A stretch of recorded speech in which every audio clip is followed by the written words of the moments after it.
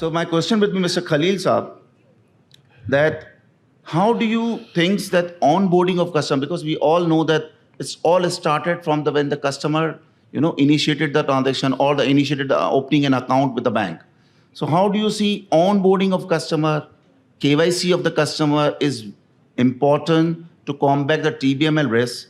And in addition, how training play a vital role in order to train or to develop human resource in order to take decisions to to complete or to combat the TBML risk? Yes, sir. Thank you very much. Thanks, Salim. And a special thanks to Dellsons, Eastnets, and Ibrahim Saab for offering all of us this wonderful opportunity. I think,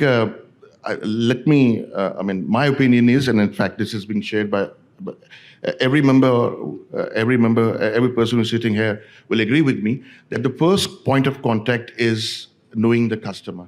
So your ability to actually conduct trade-based money laundering, to be able to actually know about what are the kind of alerts, to be able to manage customer risk profiling and all those things is entirely dependent upon how robust you have the KYC system. There are so many things I have in mind to actually share with you. I think the biggest problem that right now what we are sharing is that the how we will get this information. Most of the banks these days have a separate trade KYC. There's a KYC normal, there is a trade KYC, in which the entire profile they are able to capture mainly the types of goods in which they trade, the type of commodities in which they trade, the counterparties, the countries, and all those things, plus thresholds. I think the most important thing is that the person who is actually gathering that piece of information from the front office, how much effort has been put in to actually educate and train that particular person. What we are seeing today is that the people who are actually gathering this kind of an information, they have little awareness about trade. So trade compliance will only be achieved if a person is well aware of trade. Trade and compliance will both then work and achieve the desired result. So trade KYC is something which has to be there. It has to be meaningful. Somebody should, at a senior level, should at the time of customer onboarding or at the time of a periodic frequency which your institution has determined for your own, must see to it, which is the time that it has to be again revisited. The products which will be captured there, it should be properly discussed with the business and the customer. For example, if a new customer is onboarded and it is wanted to avail facility like export open account facility product or import open account product, I think a lot needs to be captured to actually be able to actually aware of the fact that why is the customer willing to avail this facility. A lot of things have happened because of the fact that now we are integrated with the PSW, or core applications are integrated with the PSW.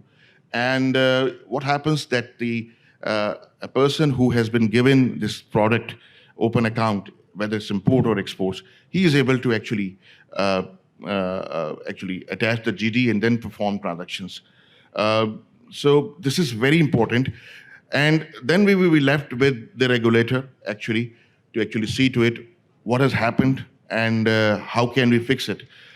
So it's very important that the KYC is robust, and this will help us in the detection of red alerts during the transaction, and as well as the fact that how we'll be able to determine the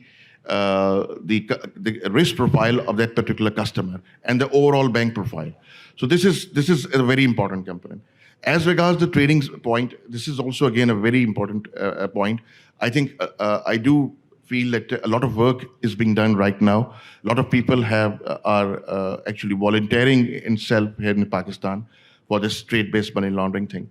But I think a lot of it is to be done, especially international certifications. I think these are very important because, things are moving very rapidly.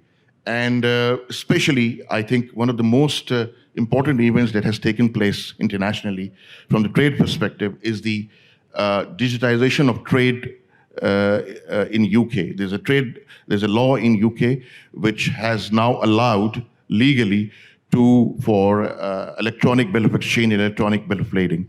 Now this will add. This obviously we are all. I mean, most of our laws are English laws. So once it is incorporated, it has been incorporated in English law. We'll have a lot of challenge in future. In terms of the trade-based money laundering and all those things. So this is another dimension that will be added to the challenges that we are facing right now. And I think a lot of work is required to be done in this respect. Thank you. Thank you, Khalil. Thanks for the